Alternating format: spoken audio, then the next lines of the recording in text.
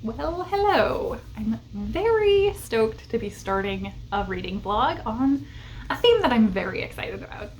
I put out feelers for people to give me a suggestion. They would like to see a reading vlog on a topic or theme, and I got the most phenomenal suggestion from Freddie of Sluggish Reader to do cows. And so as soon as Freddie suggested that, I had 4 books perfectly in mind. This might be a little bit longer reading vlog as a result of it being 4 books, but that's fine. It will take however long it takes for me, and you will see it when you see it. But that inspired me right away to these particular 4 books. I had a couple of alternates that I thought of later, but I decided to stick with the 4 that were instantaneous. So the first is The Book of the Dun Cow by Walter Wangerin Jr. And I guess I should say, all 4 of these I haven't thought about in so long that I don't really know what any of them are about. So that's probably good, and I'm going to try to go in a bit blind. This one, it says it's a fantasy adventure on the cover, so I know at least that. I'm assuming anthropomorphic animals. We've got a chicken here, and there is our cow on the cover. So we have both cow in the title, cow on the cover. Possible children's classic? I don't know. Next, we have Libabre going Bovine, and this one I know the least about. I'm assuming it's going to be YA because Libabre typically writes YA and some form of fantasy, but we obviously have a cow carrying a garden gnome with sunglasses on. I'm guessing it's going to be humorous because of that. Don't know. And this one is a little bit chunky. And then we have, I guess, 2 that go together, really. I have first The Wall by Marlon Haushofer, and then on Kindle I have Salt Lick. And Salt Lick was a nominee of the Women's Prize 2 years ago. And it kind of came out of nowhere, and it got mixed reviews, really. But it was very interesting to me. I think a chorus of cows or something is part of the narration. Something weird in the narration is there. But I think both The Wall and Salt Lick got some accolades. The Wall is very well reviewed. And I think that they are both like literary apocalyptic or post-apocalyptic stories, but I'm not sure. So those are my selections, plus Salt Lick, to read for the cow vlog.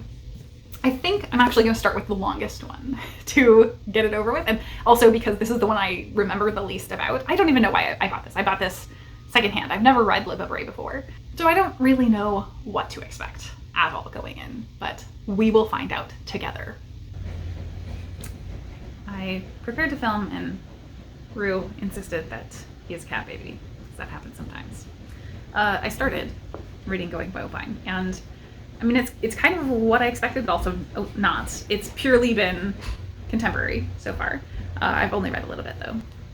So in the first couple of chapters, we're following Cameron, who is a teenage boy, and we're going through just normal day-to-day stuff, like him being at school, dealing with his family, bickering with his family, the bullying that he has to deal with, and social dynamics at school, pressures from school, some drug use, but he doesn't seem to be a stoner, but he associates with the stoners, and he kind of feels like an outcast and a loner. And so that's very much what I'm getting from this so far. So we haven't had anything that has completely hooked me in, but it is very easy reading. We will see where it goes from here. So weird. So weird. Hi. You're so weird. Update. I have read just over 100 pages of this, and it's gotten pretty dark, really. Pretty serious. So I'm about 20% through. There's a lot to go, and I'm struggling to see where it can go from here. It also has not been speculative at all yet. There was kind of one potential thing, but that was very discounted into the reason it got dark, that Cameron has Creutzfeldt-Jakob disease, aka mad cow disease. My grandfather actually died of Creutzfeldt-Jakob disease, and it is a horrible, horrible thing. And so we are kind of seeing it's a prion disease where that your brain basically turns to Swiss cheese a bit. So he is losing touch with reality a bit, and you saw him become increasingly unhinged and seeing things and reacting in very rash ways to people at school. Initially, people thought it was like a mental health break, basically. And so he was being treated like that, and then suddenly they find that it's actually this medical condition. And everything changes. So at this point, he's in the hospital. He's in hospice. So that's pretty grim, but it's also maintaining kind of that slightly snarky tone. He seems to know the depth of this, but also not really be processing it, which kind of makes sense if you're a teenage boy. I think that's probably generally how things are. But so he's in hospital, and a character that we met earlier in the book, who is also a teenage boy that's a little person, has shown up in the hospital room with him because he is a little person. His mom is always concerned about his health and over worries about him and constantly is sending him to get checked out for random nonsensy things. So he is there for kind of a nonsense reason, but is sharing a room now with Cameron, and his name is Gonzo for whatever odd reason. So Gonzo, because he's a little person, I'm now wondering if the cover, if we've got mad cow disease with Cameron, and we've got the kind of lawn gnome there is Gonzo. I don't know if this is meant to be a depiction of that. But yeah, so they're just kind of they're having teenage boy relationship right now, like friendship, sitting there being stuck in this hospital room and watching TV all day, basically. And there is this very nostalgic feeling television channel that seems like kind of a mix between MTV and Nickelodeon. To me, that is giving me a lot of nostalgia. It wouldn't be nostalgic for people who didn't grow up with that. But that seems to be a big deal. And spring break is coming up. So I feel like that has to be where this is going. But I don't understand how it's going to get there. Is where I'm at. This is not what I expected at all. We're in hospice right now. It's very, very dark to me. So we will see where this goes. I do not even know what this book is. What am I reading? This is so weird. So I think immediately after my last update, this whole thing just went off the rails. Like, it went from relatively normal teenage contemporary to weird fever dream. We didn't go to spring break there. So an angel showed up and gave him basically a hall pass to keep him going and alive and healthy, or well enough to do something. And she is telling him that everything that's wrong with him is because of this mad scientist that created a break in the multiverses, basically, and let through some dark stuff. So Cameron and Gonzo are now on an insane road trip. They've just escaped the hospital and have gone to New Orleans. And so now they're on a wild, weird New Orleans trip. But there is so much about this that is like, I can tell the book is blurring the lines between, is this actually happening, or is he still in the hospital room and it's just his brain breaking down? So I'm still in that space of what is this actually delivering to us in terms of the story? Are we actually having a journey and road trip here? Or is he just in a fever dream? I don't know. This is very weird. Really strange. Really, really strange. Once I introduce Balder, the talking Viking yard gnome, Gonzo's unhappy for a whole new set of reasons. I'm just going to verify this one more time. Dude, I'm having breakfast with a yard gnome, he says, once we're established in a booth at the Constant Kettle, located conveniently to the right of the Mr. Motel. He hasn't touched his breakfast. I'm Balder, god of wisdom, second son of Odin, Balder says. What even is this book? So there is apparently an actual yard gnome. That is an incarnation of a Viking god. I'm finished with Going Bovine by Libre. And this book is very strange. I don't know that I completely got it, but I think most importantly, I did not know this going in, and I have not read the original. But Don Quixote is significantly referenced throughout this. They were reading it in school during the early parts, and it keeps being brought back up. So from what I know of that book, I think this has to be an attempt at a YA retelling of Don Quixote. It's very much a weird, delusional fever dream of a road trip that certainly touches on elements of finding meaning in life and living in the moment, I think. But it's also from the perspective of a teenage boy, with this just very strange things going on in modern day.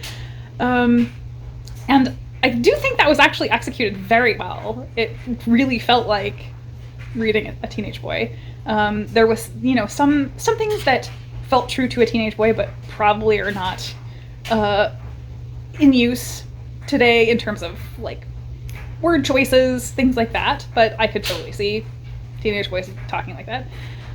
Definitely some raunchy humor and discussions for sure, though that didn't feel too over the top. One of the interesting things about this, or not interesting, one of the things that stood out to me, there's a full-on sex scene in here, and this is YA. And I've never heard of this even attempting to be banned at all.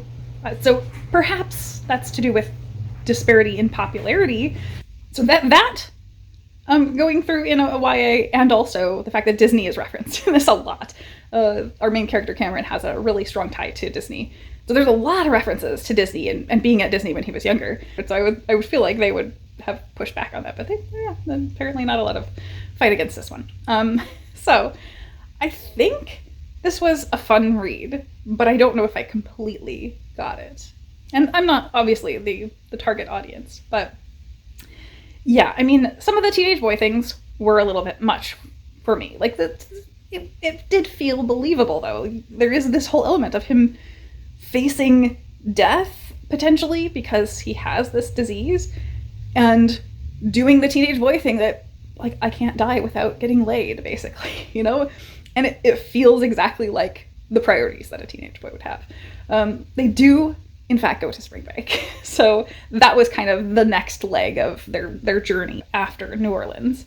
So it was a very, partying road trip, but with more to it. And they acquire this magical gnome along the way. They have these very surreal adventures.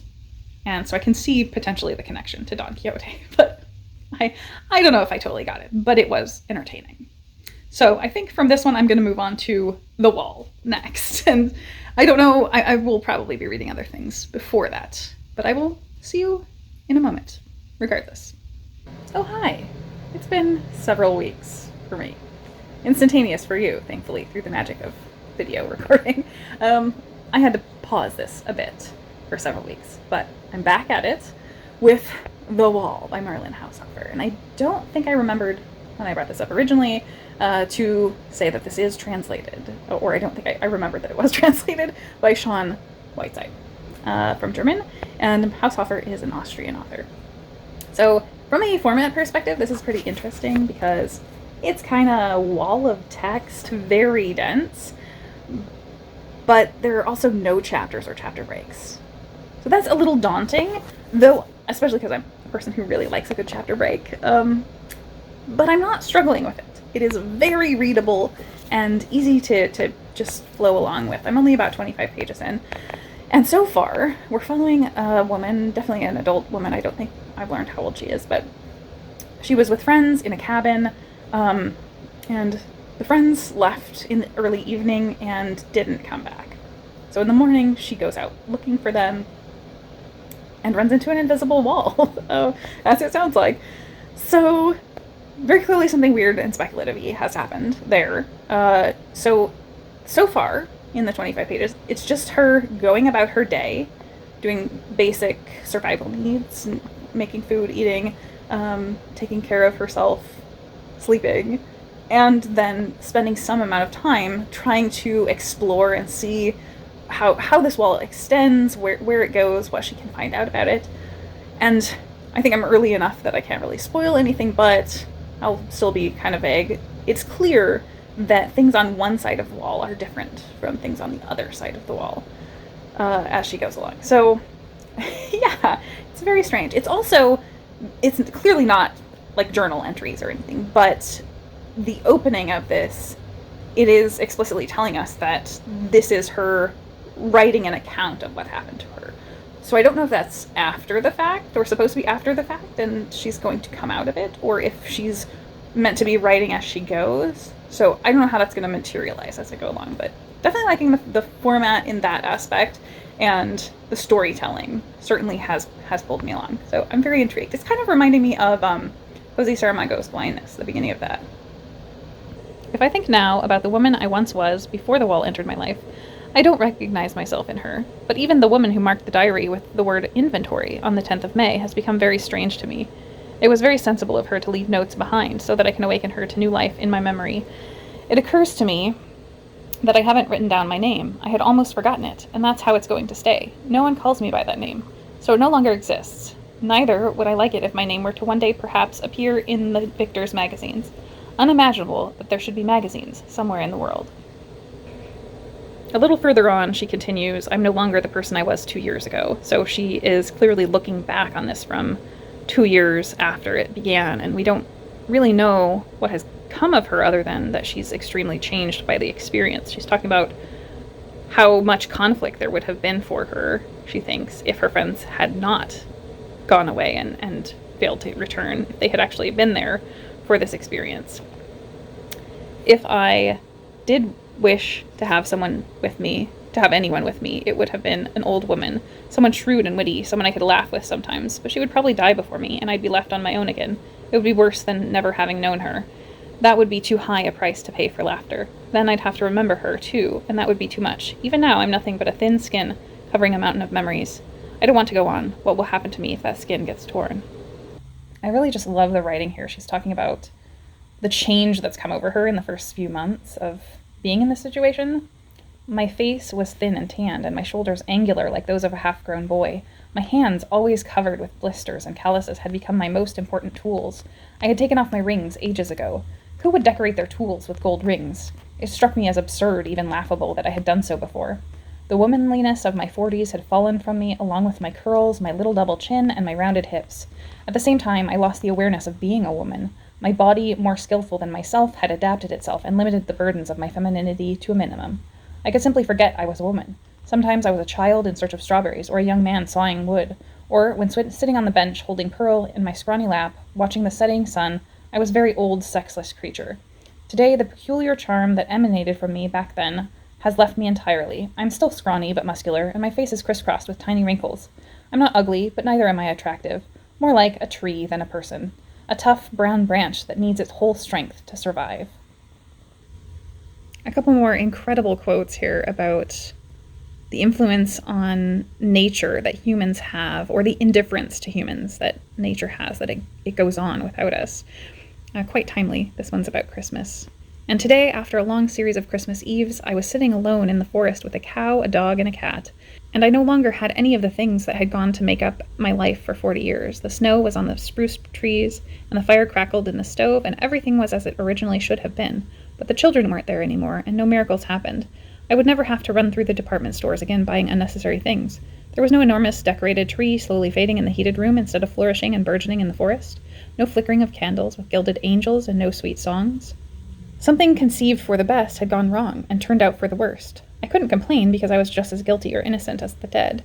So many feasts had been created, and there had always been one person with whose death the memory of a feast had died. With me dies the feast of all the little children. In the future, a snowy forest will mean nothing but a snowy forest, and a crib in the stable nothing but a crib in the stable. He looked up at me expectantly, the light reflecting golden yellow in his eyes. I had to praise and stroke him. What should I have done? I'm not the god of lizards nor the god of cats. I'm an outsider who shouldn't get involved. Sometimes I can't help it, and play Providence a little. I save an animal from certain death, or shoot a deer because I need meat, but the forest copes easily with my confusion. A new deer is born. Another runs headlong to its doom. I'm not a troublemaker worth taking seriously. The nettles beside the byre will go on growing even if I exterminate them 100 times, and they will survive me. They have so much more time than I do. One day I shall no longer exist, and no one will cut the meadow, the thickets will encroach upon it, and later the forest will push as far as the wall, and win back the land that man has stolen from it. Sometimes my thoughts grow confused, and it's as if the forest has put down its roots in me, and is thinking its old eternal thoughts with my brain, and the forest doesn't want human beings to come back. Just wow. This was written in the 1960s, and it's still so very timely. Very timely. I finished up The Wall by Marlene Haushofer, and this is, I've seen this around BookTube definitely, but I think this is solidly a kind of hidden gem. I thought this was fantastic. From what I read out of this, hopefully you've got the sense that things happen, but there isn't really a plot, and it is very philosophical, but in a pretty day-to-day musings kind of way, rather than deep thoughts. Like overly, it's not a dude bro novel. And I think that's part of what is so easy to appreciate about this, because this was written by a woman decades ago about a woman surviving and subsisting on her own, doing kind of manual labor and getting by, being strong, and yet still being a woman throughout that. Although she does kind of feel like she has a loss of identity, a loss of gender role in that she comments on, which is interesting. I don't know whether to take this literally or metaphorically or both. I think you can take it both ways. Obviously there is this invisible wall right from the beginning, and is that the literal story? Is it about her being sectioned off from humanity and kind of nature coming back to itself and taking over her survival journey, very literally? Or is it about her mental state? Is it a story of what happens when you section yourself off mentally from other people? When you lose those duties day to day that allow you to distract yourself from what's going on internally? Because she is a very introspective person. I think in the first half of the book, she talks quite in depth about anxiety she has. And she has irrational levels of anxiety about things in her daily life. And that manifests at the beginning with her just having these over-the-top fears about the animals that she's taking care of, and her being really, truly worried about them just constantly. She also struggles with periods of depression, but somewhat, I think, meaningfully here, it's rational depression rather than irrational, because these bouts of depression are her feeling the hopelessness and the weight of the situation that she's in, where she is just simply subsisting and going through day after day after day with no hope of change to that. And while she doesn't literally contemplate, why am I going on? That is the feeling you get out of these situations, these moments where she is in the pit, in the depths of despair. She has this burden of these animals that she's brought into her life to care for, that she understands they wouldn't have the same life without her, but also how meaningful is that? Nature as a whole kind of would go on. And I just thought it was such a beautiful exploration of those different topics. And it doesn't come to a conclusion for you tidily, I don't think. It's about you thinking through that process. So over the course of this, I would say it is important to know there are a lot of losses of animals that she comes to love and care for. And she always kind of girds herself up and steels herself that she's not going to get attached the next time, and she always does to some degree. We hear about her having the dog, the cat, and the cow, and she talks in depth about the lives of these animals and her caring for them, even down to feeding meals at certain times of day, things like that, just the mundane daily details. But so we do experience a lot of loss with her through this as things go along, because it's a brutal, harsh existence that she's chosen to continue on subsisting through. But I don't think, as someone who is very, very sensitive to that, to loss of animal companions, and I have just dealt with one in my life, so I'm particularly sensitive right now. I would say I didn't struggle with this because it is handled just very matter-of-factly. She grieves over the loss, but she doesn't linger on it or detail it. It's always, this is what happened. This is just the way it is. And she moves forward and she keeps going. And sometimes those things hit her harder and she'll come back to them and ruminate on them more often as she's writing because they hit her hard. But it kind of forecasts that it's going to come more frequently because it will hit her harder later when it's going to come up. She tells us about several of the deaths long before she ever gets to accounting that death has occurred. Yeah, so I think this was just so meaningful in terms of exploring what life is, what our purpose in the world could be, whether we are just simply getting by or not doing great things, that life doesn't have to be carving out a niche in the world for ourselves. Nature will continue to go on with or without us. The world will go on with or without us. And it is just a very powerful sentiment to think through. So yeah, I thought this was fantastic. Such a great continuation for this. I think we went from kind of middling, mixed, and very strange to fantastic, philosophical, very thoughtful, and strange, and so good, so good. So I'm ready to continue on with my next book for this vlog. I am 41 pages into the Book of the Dun Cow, and perhaps not the children's classic that I thought this was. Total wrong perception, I think. Yeah. So first off, Rooster named Chanticleer. I have to assume that is an inspiration to Don Bluth in Rockadoodle. And then secondly, this is obviously a well-loved copy. So I started noticing whoever was reading this before me was somewhat heavily annotating in a serious way. Not like a lot of text, not writing, but lots of underlining and circling and clearly drawing conclusions about things. So we get to a point where a rooster is talking about or thinking about the types of crows and categories of crowing that he does. And the person that was annotating this was clearly like really keeping track of that very carefully. And as it goes along, they sound more and more like liturgical. So there clearly is a religious element. So I went and looked it up, and this is based on a story from the Canterbury Tales.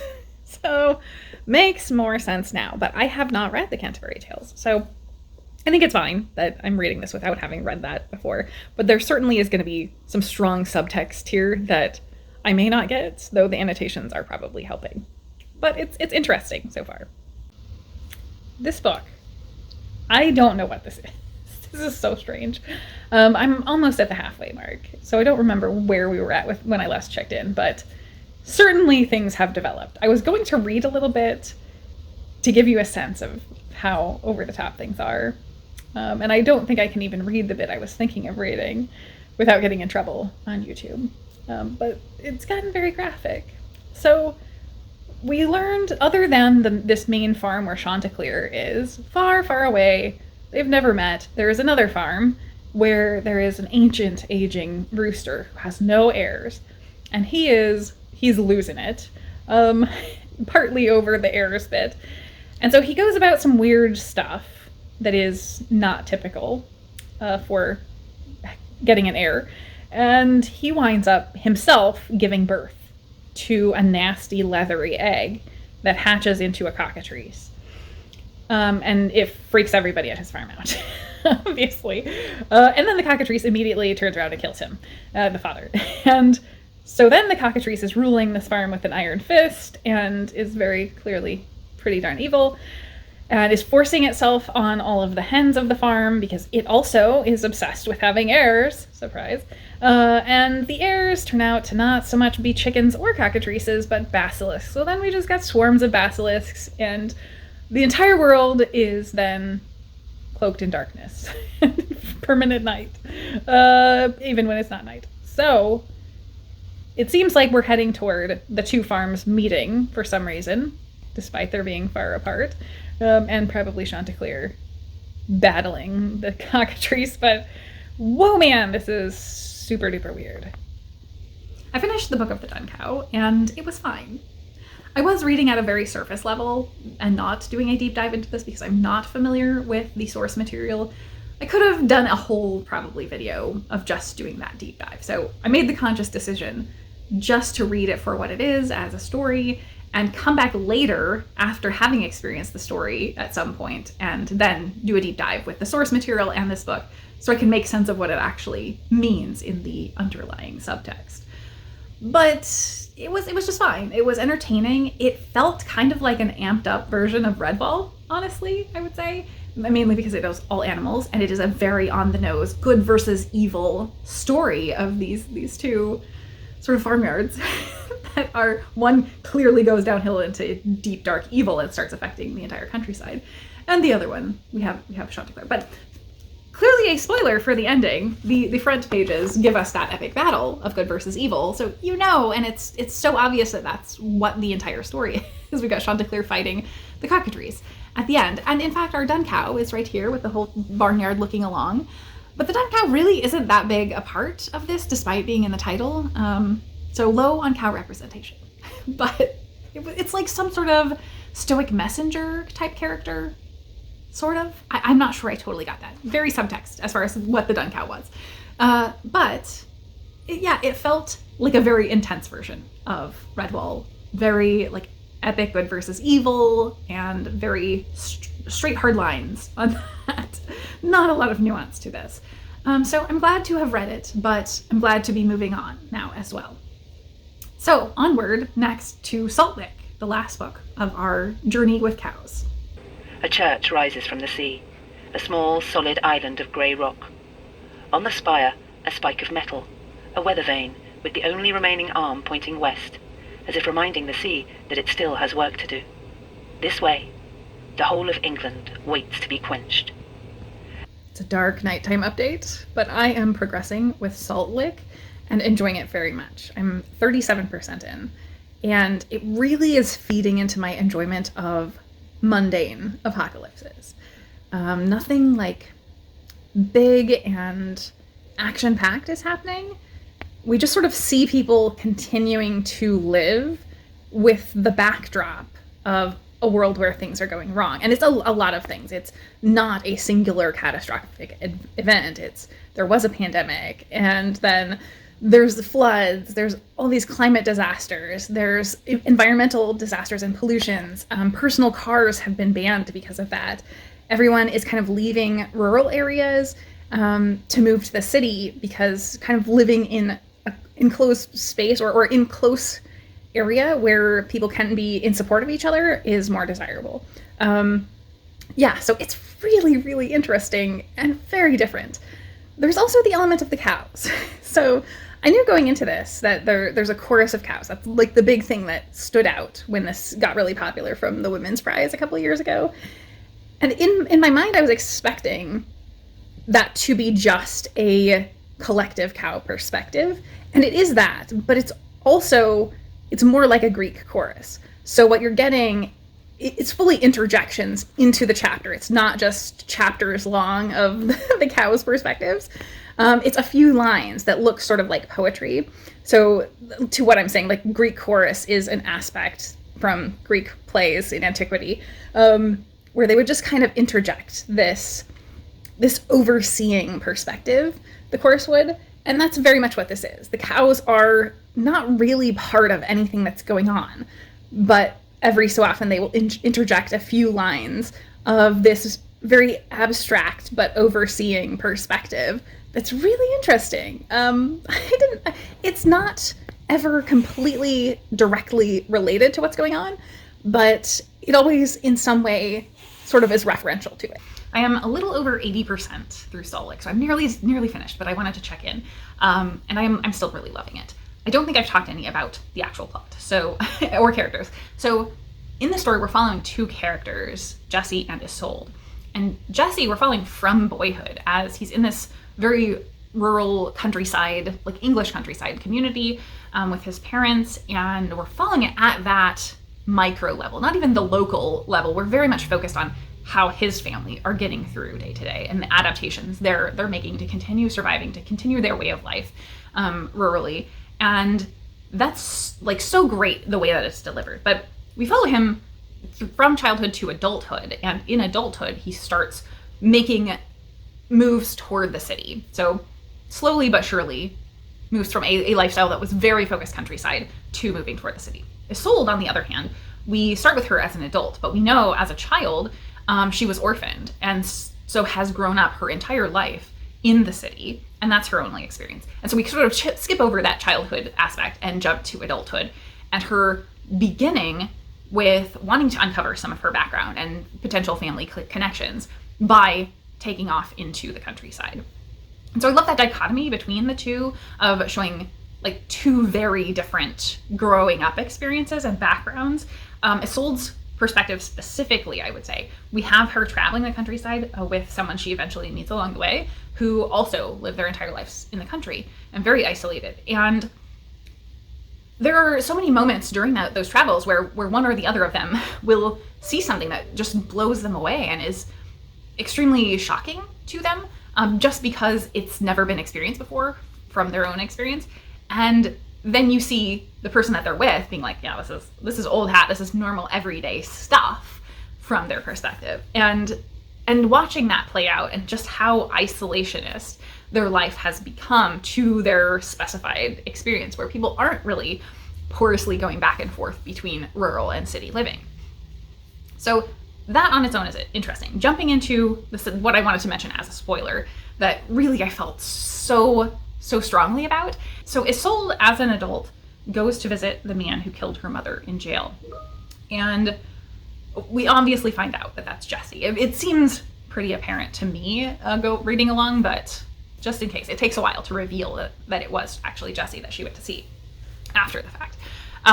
But he's been wrongly accused, so he actually was someone who was friends with her mother, and they were kind of in a commune together and had all these ideals of what they were trying to do to better the world. And we don't have this big like bombshell reveal moment, but it's incredible how that plays out and getting to see the relationship building from his perspective as we're also watching her search for her family. And so he sets her on the right path, but he doesn't expose that, yeah, I've been wrongly accused, and he doesn't provide the drama. Like there isn't a dramatic moment here. And I really like that, actually. I think it was so gentle and lovely, where she almost has already forgiven him along the way on her journey, without even knowing that what went down. Like, she doesn't know that he was really in this close relationship with her family, and someone that is endeared to her after the fact, really. And then she comes to the fruition of her journey and uncovers information about her family, and it just is this level of acceptance, I think, that it feels very, very good after all of these major things happening in the background. This is such a quiet, peaceful novel, and I love the way it handled that. So I think I'm going to be able to finish this later today. I don't have very much left, so that shouldn't be too hard, but I'm just finding this so readable, so compelling, and such a world I want to inhabit. I can see why it didn't work for everybody, but man, this just is a book that is just for me, I think. So I'm really enjoying it. So I'm excited to continue on and finish it up. So I finally get to close out this vlog. I finished Salt Lick, our fourth and final book, and I loved it so much. It was fantastic. I think everything I said about kind of the quiet and gentle nature is just so strong, start to finish, in this book. In Jesse's character story, we get this whole, like, just following him growing up, a kind of boy and his dog story plays out that I loved, and it's a thread that runs through his whole story, because he kind of finds this dog and goes through the struggles to make it work with this dog through this situation that they're in, and all the way from childhood to his adulthood, the dog aging and getting old, all the accommodations he has to make, and sort of the caretaking of that. And yeah, it's just so lovely. I also kind of felt that I would draw connections between this and Handmaid's Tale, There isn't a reproductive dystopia or a strong religious element to this book, but the way that it's written feels very reminiscent to me, because Handmaid's Tale, you are basically in the diaries of this handmaid, and so you don't know sort of the bigger story. You're just hearing about her day to day, and you're getting inferences of the bigger things that may have gone on in the world, but not necessarily why or how we got there. You're in her very limited and present perspective about her everyday life and what she has gone through on a particular day, rather than her trying to explain everything that has happened in the whole world, And so I think this very effectively did something similar to that, where it does feel like, even though perspective-wise things are not the same, you really are staying in that limited, focused on what is our day-to-day. And it's just so perfect. Very spot on for this kind of quiet story. That's the 4 books that I had intended to read for this. I'm excited to be done with it.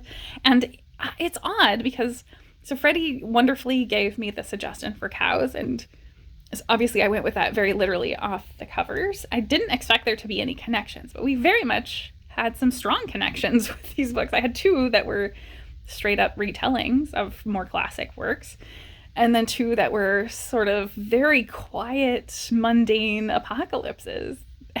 I loved both of those much more. And unfortunately, the 2 that are taking up space on my shelf, or were taking up space on my shelf, I didn't really love. So Book of the Dun Cow, I definitely would reread and want to reread after having read the Canterbury Tales, so I know more of the source connections, but just as a story, it was kind of meh. And then going Bovine, I haven't read the source material, but I don't think this would be super significantly enhanced by reading the source material. So it's fine. I had a good time with it. It was very entertaining and silly, but I don't think I would really reread it or find a deeper meaning. So just meh. So 2 mehs and 2 fantastics, and my fantastics were both ebooks. So yeah, I think based on everything I'm thinking of and the joy that Salt Lick brought me, I think that's my top book, because The Wall and Salt Lick both had so many similarities, but the big difference, the key difference, is in sort of tone.